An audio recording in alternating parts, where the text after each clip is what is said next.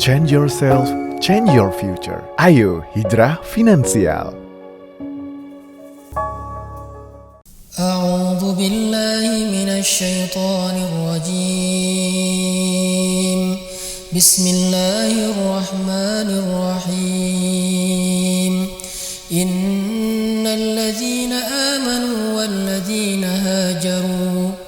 والذين هاجروا وجاهدوا في سبيل الله أولئك يرجون رحمة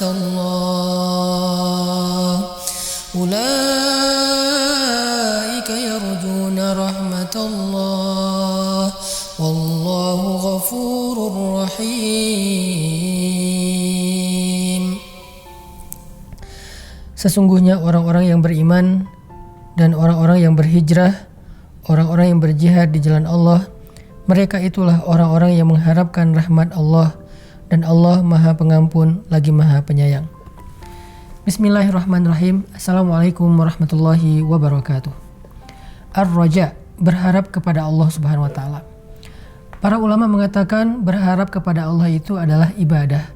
Salah satu di antara ibadah hati. Bahkan dia termasuk ibadah yang sangat istimewa yang tidak perlu dilakukan dengan mengeluarkan tenaga atau menginfakkan harta atau harus dengan tata cara khusus seperti ibadah sholat. Ibadah ini adalah ibadah yang ringan, ibadah yang mudah dilakukan dengan melibatkan perasaan dan hati kita. Bahkan para ulama mengatakan seseorang yang tidak pernah berharap kepada Allah, maka dia termasuk orang yang sombong. Allah Subhanahu wa taala berfirman di dalam surat Al-Alaq, "Kalla innal insana layatgha ar-ra'ahu istaghna." Sungguh manusia akan melampaui batas, artinya dia mudah tergelincir terhadap dosa. Dia akan mudah berputus asa dan berkeluh kesah. Ar-ra'ahu istaghna, ketika dia merasa dirinya serba cukup dan tidak lagi berharap kepada Allah Subhanahu wa taala. Makanya Allah Subhanahu wa taala mengatakan, "Antumul fuqara'u ilallah." Wahai manusia, kalian itu adalah fakir kepada Allah Subhanahu wa taala. Arti fakir di sini sangat membutuhkan Allah Subhanahu wa taala. Sehingga teman-teman yang dirahmati Allah Subhanahu wa taala, coba kita renungkan kembali seberapa besar pengharapan kita kepada Allah Subhanahu wa taala. Makin besar kita berharap kepada Allah akan kebaikannya, rahmatnya, anugerahnya, ampunannya, kasih sayangnya, maka semakin besar ibadah hati kita. Berharap kepada Allah adalah berharap yang tidak mungkin kecewa. Kalau kita berharap kepada makhluk, kemungkinan besar kita akan kecewa. Bukan karena orangnya tidak baik, bahkan orang baik pun bisa membuat kita kecewa. Kenapa? Karena orang baik punya keterbatasan, dia pelupa, sehingga ketika kita berharap kepada dia akan sesuatu, lalu dia lupa, kita akan kecewa. Orang baik juga manusia yang punya rasa lelah, rasa sedih, rasa gak nyaman di hatinya.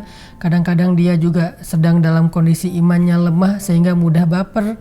Sehingga dengan segala keterbatasan yang dimiliki oleh dia sebagai makhluk, walaupun dia orang baik, dia tetap mudah mengecewakan kita. Berharap kepada orang tua, kadang orang tua bisa membuat kita kecewa walaupun mereka yang paling mencintai kita. Berharap kepada pasangan juga kadang-kadang mengecewakan kita.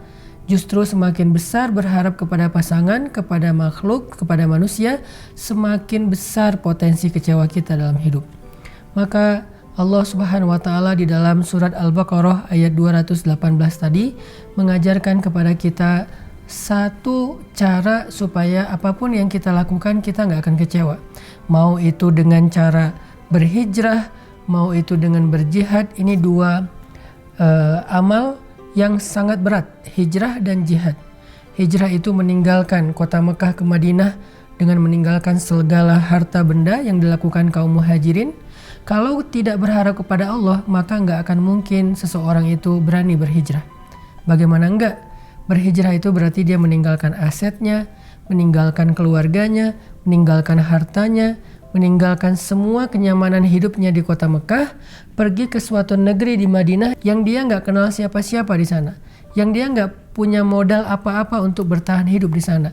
Terus apa yang membuat kaum muhajirin kuat hatinya dan berani melakukan ibadah hijrah ini dengan segala macam resiko dan konsekuensinya, satu-satunya kekuatan mereka adalah ar-raja'u ilallah.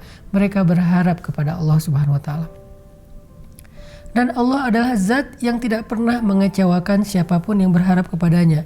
Dan terbukti setelah kaum muhajirin hijrah ke kota Madinah, Allah tunjukkan kebaikan demi kebaikan dalam kehidupan mereka, kemenangan demi kemenangan dalam dakwah mereka, sehingga Allah benar-benar membuktikan Allah gak pernah ngecewain hambanya yang berharap kepadanya.